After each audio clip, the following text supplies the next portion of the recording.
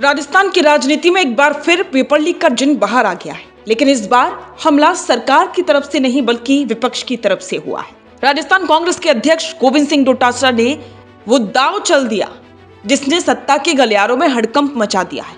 डोटासरा जिन पर खुद paper leak के गंभीर आरोप लगे, जिनके घर पर ईडी की रेड हुई, आज वही डोटासरा मुख्यमंत्री भजनलाल शर्मा की सरकार की आंखों में आंखें डालकर कह रहे हैं कि मैं चुनौती देता हूं, अगर हिम्मत है तो पिछले 10 साल की जांच सीबीआई से करवाओ।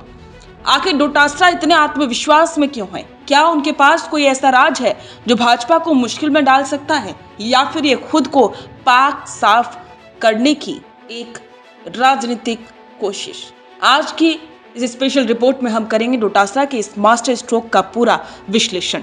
जयपुर में आयोजित मनरेगा बचाओ संग्राम और पंचायती राज सम्मेलन के मंच से डोटासरा ने जमकर गुबार निकाला। उन्होंने सीधे भाजपा की नीयत पर सवाल उठाते हुए कहा कि इन्होंने मेरे खिलाफ कितना दुष्प्रचार किया। रोज कहते थे कि डोटासरा जेल जाएगा, लेकिन आज 2 साल निकल गए। आखिर किसको जेल में डाला?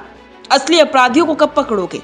डोटासरा का तर्क सीधा है, अगर कांग्रेस के राज में गड़बड़ी हुई थी तो भाजपा की सरकार पिछले 1 साल से क्या कर रही है? उन्होंने आरोप लगाया कि भाजपा केवल जांच के नाम पर राजनीति कर रही है और युवाओं को गुमराह कर रही है।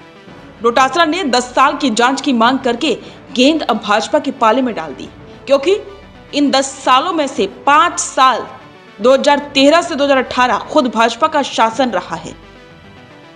लेकिन सिक्के का दूसरा पहलू भी समझना जरूरी है। हमें नहीं भूलना चाहिए कि यही गोविंद सिंह डोटासरा हैं जिनके सीकर और जयपुर स्थित आवास पर ईडी ने घंटों छापेमारी की थी। भाजपा सांसद किरोड़ी लाल मीणा ने उन पर कलाम अकेडमी से कनेक्शन और अपने रिश्तेदारों को उपकृत करने के गंभीर आरोप भी लगे थे। पेपर लीक मामले में बाबूलाल कटारा जैसे आरपीएससी के सदस्यों की गिरफ्तारी के बाद कड़ियां डोटासरा तक जुड़ने का दावा किया गया था। आरोप यहां तक थे कि रीट और अन्य भर्ती परीक्षाओं के धागे पीसीसी चीफ की आवाज से जुड़े हैं। अब विश्लेषकों का मानना है कि डोटासरा का ये सीबीआई चैलेंज अब एक सोची समझी रणनीति है। वे जानते हैं कि अगर सरकार 10 साल की जांच कराती है तो उसमें वसुंधरा राजे सरकार के समय की भर्तियां भी आएंगी, जिससे भाजपा के लिए भी मुश्किल खड़ी हो सकती है। अब सवाल है कि क्या भजनलाल सरकार इस चुनौती को स्वीकार करेगी? फिलहाल राज्य की एसओजी ताबड़तोड़ कार्रवाई कर रही है। ओएमआर शीट बदलने के मामले में कई गिरफ्तारियां हुई हैं, लेकिन डोटासरा का कहना है कि जांच केवल दिखावा है। उन्होंने हाल ही में कर्मचारी चयन बोर्ड के अध्यक्ष आलोक राज द्वारा ओएमआर शीट नष्ट करने के बयान को भी इस साजिश का हिस्सा बताया। विश्लेषकों का कहना है कि डोटासरा इस वक्त बेस्ट डिफेंस इज ऑफेंस की नीति पर चल रही हैं। वे खुद पर लगे आरोपों की तपिश को कम करने के लिए भाजपा के 10 साल के रिकॉर्ड को कुरेदना चाहती हैं। अगर सरकार जांच नहीं कराती तो डोटासरा इसे भाजपा की कमजोरी के रूप में पेश जरूर करेंगे। डोटासरा की इस चुनौती ने राजस्थान की राजनीति को एक नए मोड़ पर लाकर खड़ा कर दिया है। ये लड़ाई अब डोटासरा बनाम भाजपा से कहीं बड़ी होकर व्यवस्था बनाम पारदर्शिता की बन गई है। क्या वाकई में पिछले 10 सालों में हर भर्ती परीक्षा में सेंध लगी है? क्या वाकई में राजनीतिक संरक्षण में युवाओं के भविष्य का सौदा हुआ? डोटासरा की ललकार में कितना दम है, ये तो आने वाला वक्त बताएगा।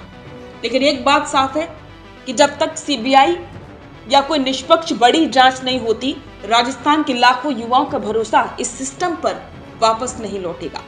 आपको क्या लगता है, क्या भाजपा को डोटासरा की चुनौती स्वीकार करके 10 साल की सीबीआई जांच करानी चाहिए, या फिर डोटासरा केवल खुद को बचाने के लिए ये बयानबाजी कर रही हैं? अपनी राय हमें कमेंट बॉक्स में जरूर बताएं। राजनीति की हर बारीकी और राजस्थान की हर बड़ी खबर को समझने के लिए द फैक्ट इंडिया को सब्सक्राइब करें। रुकिए और जरा ध्यान से सुनिए। क्या आप हमारी इन खबरों से अपने व्यापार को भी बढ़ाना चाहते हैं? तो आप भी खबरों के दौरान इस तरह के एलिमेंट्स पर अपना विज्ञापन दे सकते हैं, या फिर ऐसे खबर के 1 मिनट बाद अपना पूरा विज्ञापन डलवाएं, जो कि 8 लाख से ज्यादा सब्सक्राइबर्स और फॉलोअर्स वाले द फैक्ट इंडिया चैनल्स और पेजेस से राजस्थान के कोने कोने में पहुंचेगा, और इससे आपका व्यापार, ब्रांड सब कुछ बढ़ेगा।